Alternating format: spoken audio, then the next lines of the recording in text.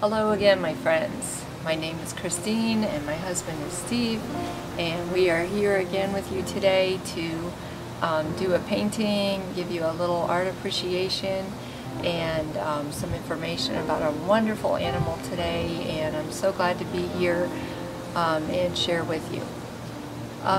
This is specifically going out to our nursing home friends and our friends in assisted living facilities. As we've said on other videos, Steve and I normally go every month to a few facilities here in Central Florida, and due to the outbreak of the coronavirus, we have not been able to do that. So we are doing our best to reach you, and we ask families of our friends to help us also reach their family members in facilities so that we can just share a little time with them. And so our hearts and our love goes out to you right now. So we are filming outside right here in our backyard, and we're doing that specifically so to bring a little bit of the outside in, and just hope you enjoy our presentation today. And as we usually do, I'm going to start off with a prayer because the presence of the Lord is going to help us, and our number one priority here is to let you know that you are very loved by Jesus Christ, and He is very mindful of you right where you're at. So Lord Jesus, I just thank you for this opportunity to come together with our friends today, and thank you for the privilege, and you're just making this happen in such a wonderful way. Pray that you would bless and establish the work of our hands today. In Jesus' name, amen. So today we are going to talk with you and share a little bit about the wonderful animal, which is the common cat.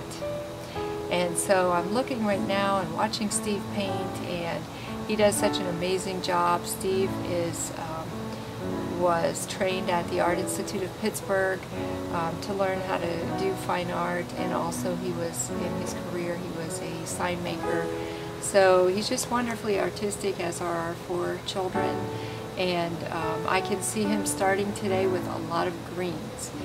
And it's just a beautiful, beautiful background. That indicates to me that it's going to be something outside, and I know it's going to be a cat, so that's what I know at this moment. And I can see him bringing in some different shades of green. Steve is using acrylic paints, which is a water-based paint. It's very low odor. It allows for him to thin his paint with water, and it's very easy for him to use that and differentiate color shades, making a little lighter shade by adding more water, or maybe adding in a little white or black to make the color darker. So he's starting today's outside scene with some different variations of green, and it's just coming along beautiful. Well, today we're going to talk about the common cat. Probably most of you have had a cat in your lifetime. We've had several. I remember some of my first childhood memories were at my grandparents', and we had she had a cat named Midnight, and the cat had a little white spot. It was black, but it had a little white spot under its chin, and it had several litters of kittens. And during a few years that I remember spending time with Midnight, and we just loved that cat and the kittens it had. My grandmother was very adept at finding homes for them when the kittens were old enough to be weaned from the mother. And it was just a couple of years that we had Midnight, got to enjoy the little kittens and things, but always remembered them being born, and their eyes would be closed, and it seemed like their ears were closed, and they were just so tiny and helpless, and they would make that little tiny mew sound, and it was just such a memorable experience. I remember our cat, Bootsy, that we had for many years, I think about 16 or so years during our children's growing up, and we have many, many memories with Bootsy, and maybe I'll tell you a story or two as we go on. But the cat is a very adaptable animal. It can adapt to almost anywhere. So you have just a regular common house cat. You could also have a farm cat, or you could have what they call a feral cat, which is a cat that just kind of wanders around. It stays on its own mostly, isn't owned by anybody. I remember my mom used to say a phrase, "I am the cat that walks alone." And a lot of cats, they just have kind of like a persona about them. They just, you can get close but not too close. Different from a puppy. We'll be talking about some different characteristics of cats, but I'm looking over there and I see that now Steve has already begun to get an outline of a cat. I can already see that he's outlined the cat in, and he was pretty quick this time in bringing in our animal. Today, usually he spends a lot of time on the background, but this time it looks like he's going to be spending most of his time on the animal. And so that'll be very interesting to watch as he starts to develop that animal, and I can already see the ears taking shape and the form of the cat, the long body of the cat, and how it's sitting so nice and erect, as cats often do, as they're just sitting there looking, wondering, what is this cat thinking? Is it looking at a prey? Is it looking at, is it just pensive thought? We don't know. But anyway, I see this cat taking shape, so it's very, very interesting. Cats have an amazing quality, and that is the quality of purring. You've probably felt that if you have your hand on a cat and it starts to purr, you can feel this tremendous vibration. It's like through the whole cat. Well, scientists have found that there's many things that happen when a cat purrs, and they can use it as a way to communicate from one cat to another. They can use it when they're comfortable. They can also use it if they're in pain. Scientists have found that this vibration may actually cause blood to flow faster and actually soothe them and ease pain. I found in all the years that we owned a cat, once in a while when I would get upset about something, I would often find that the cat would come up and either sit very nearby me or sit on my lap and just start purring very loudly. It's like that they could sense that I was upset. Maybe something in my mannerism gave them that idea. And our cat would just come up and sit on my lap and just purr very loudly, and I found that was very soothing. So maybe you have found that as well. But purring is something that the cat does, and it's done during the inhaling and the exhaling of a cat. So do you ever notice when you're sitting by a cat and it's purring, it just seems like it never stops. It just goes in and out, in and out. That's because it's done on both sides of the respiration cycle. And who knows, maybe our cat here that's coming to life on the canvas is purring as it's just looking off into the distance there. But they say that the cat will purr in all different kinds of states. So if they're frightened, they might purr. If they're upset, they might purr. So it doesn't necessarily mean that they're content when they're purring, or even that they're trying to comfort you. But think about it. What about the smile? In this little piece that I picked up from Wonderopolis, he said, when you smile, you're not always smiling just because you're happy, right? Sometimes when we get upset or frightened, the first thing we do is smile or laugh. If we get embarrassed, we might smile. Sometimes even if we're in pain, we smile, and it kind of just to try to ease other people's fright or something. If something happens to us, we'll smile to kind of downplay it. So maybe this is the cat's form of smile. I don't know. So it's very interesting. But anyway, do you know some big cats also do the purring? For example, they say that bobcats and cheetahs, lynxes and pumas are also known to purr. So, but what else is peculiar to a cat? There's so many amazing things about the way God created a cat. One distinctive thing is their tongue.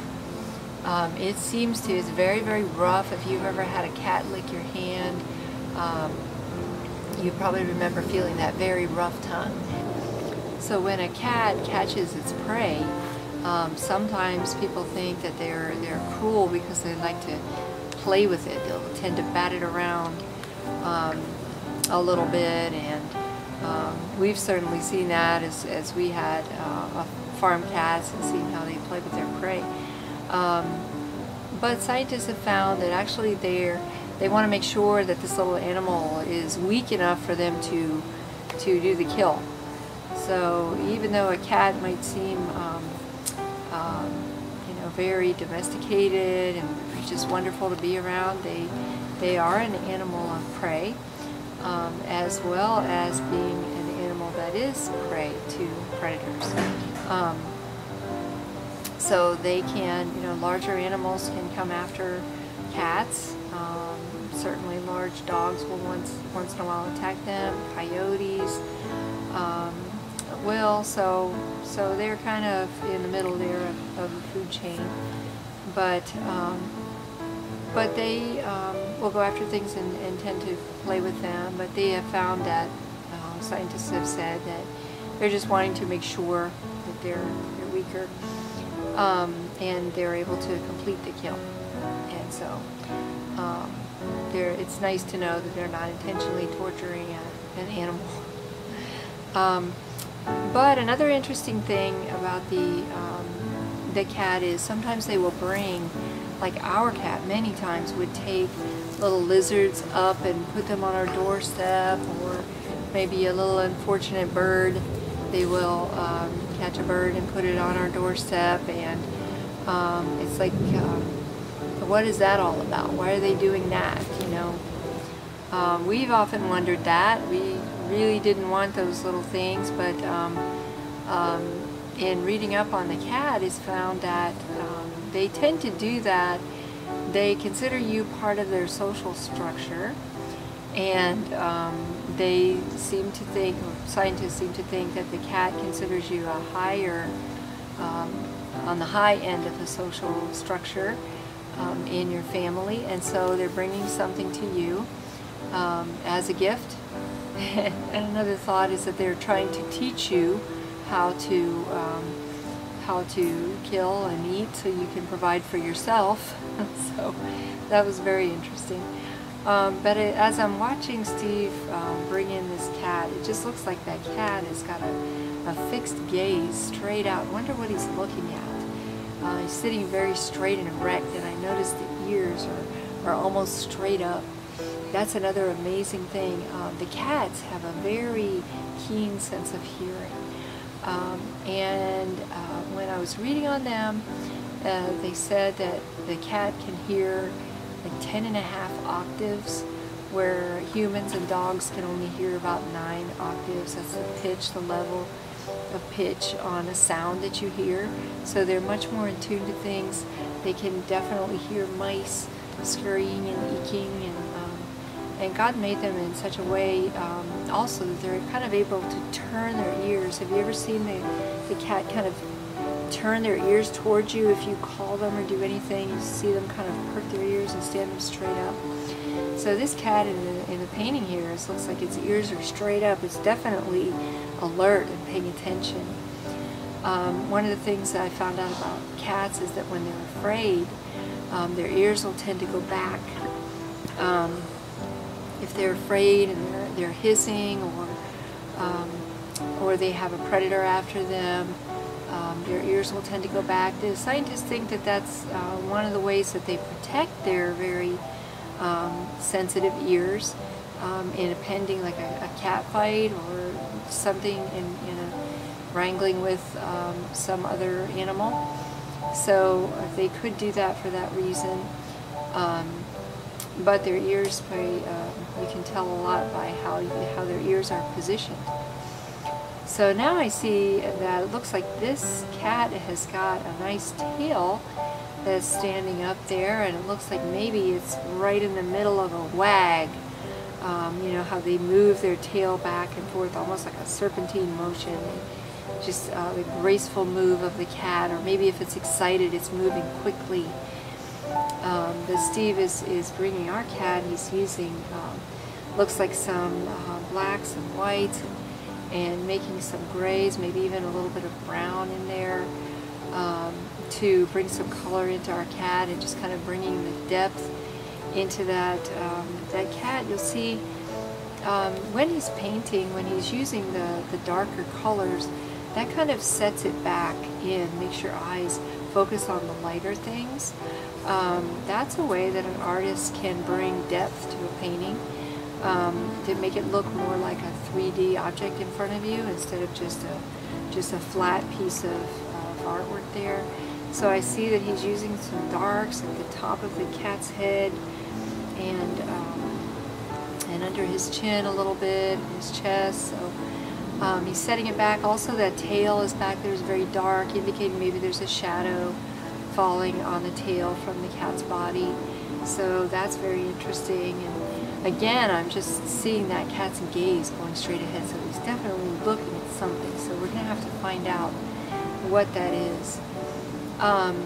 But I see also the cat has now got some nice, he's got one pink ear that I can see. Maybe the other one is tilted in a way that I'm not able to see the inside of that ear, but you can see that pink ear standing straight up there.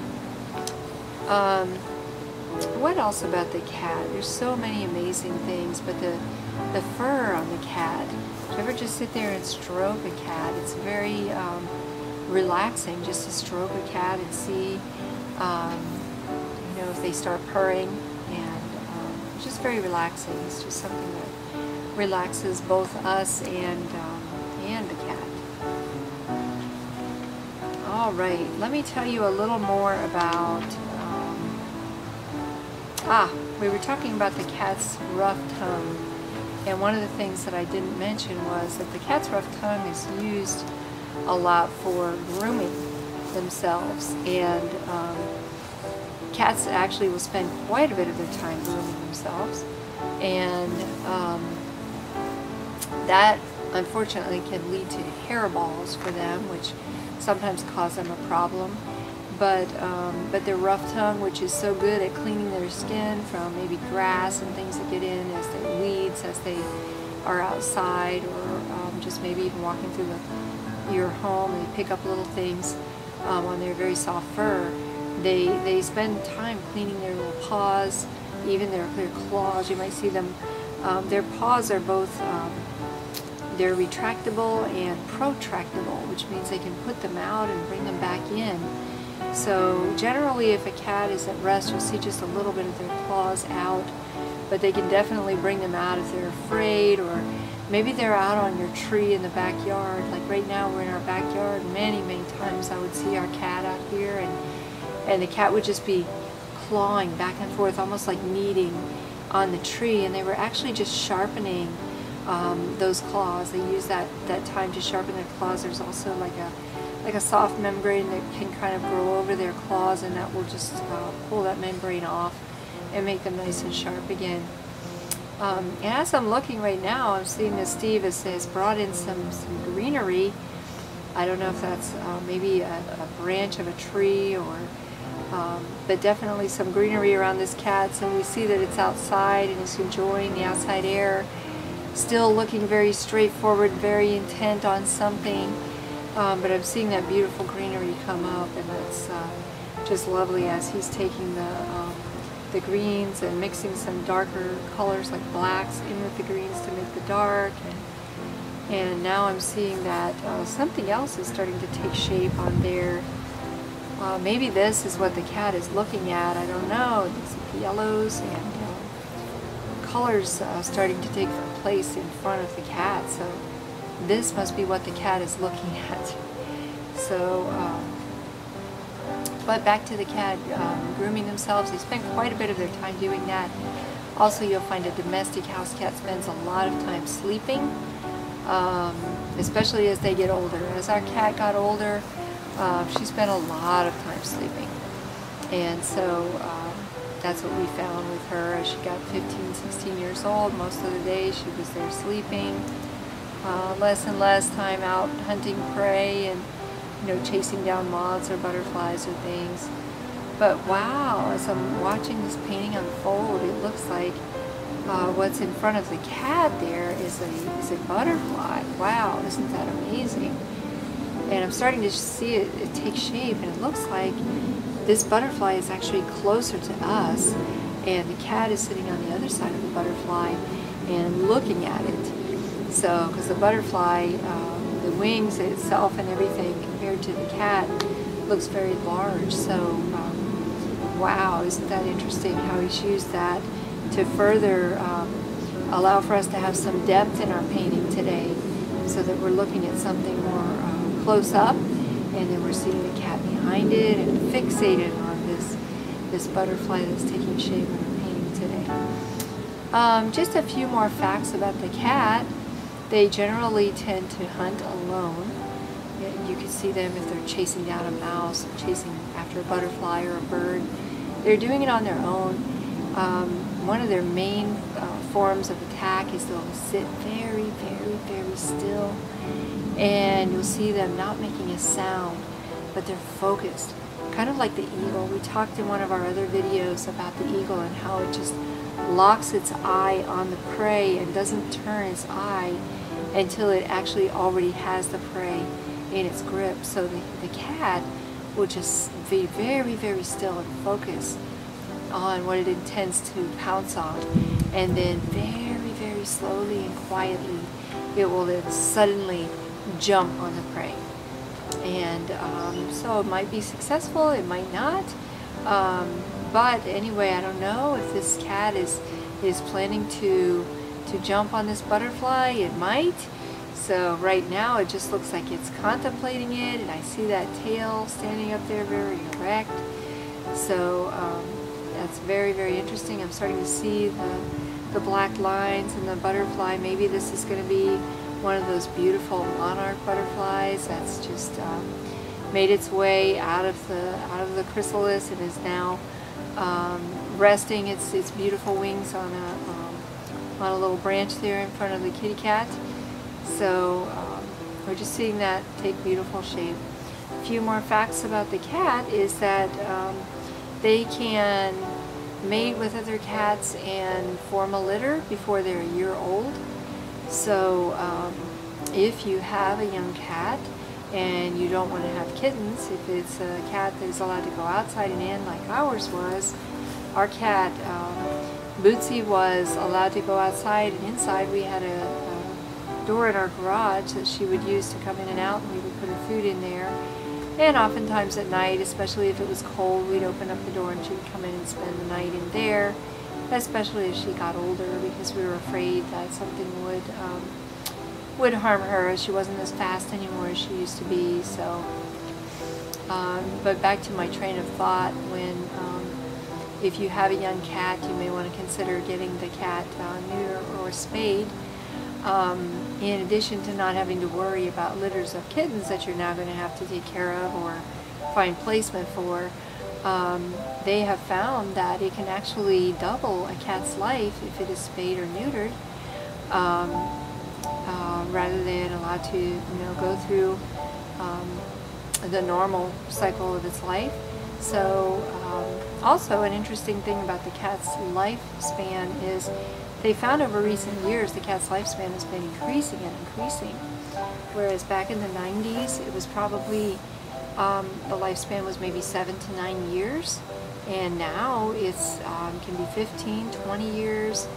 I think the oldest I found in my research for a cat, the life was about 38 years that a cat was actually documented to be alive before it died. So that's pretty long lifespan for a cat. I'm looking at this beautiful painting and I see that Steve has now finished the butterfly, and also he has just signed his name, so that indicates it's time for us to say goodbye. I do appreciate the beauty of that painting. I want to thank Steve for doing such a wonderful job on that painting, and also thank the person that's just so patiently videoing this for us, and for just allowing us to have some time with you, our dear friends at the nursing home and assisted living facilities. We want you to know as we wind up that we are very mindful of you. You are in our prayers, and we hope that you've enjoyed this time that we've been able to share with you. We hope that you'll look for other videos from us, and that even if we're not able to physically come into your facility, that you might be able to have us there. And so we can just share a little bit of time together learning about art and about some different animals. And we are praying that God will richly bless you and keep you in these days ahead. Bye-bye.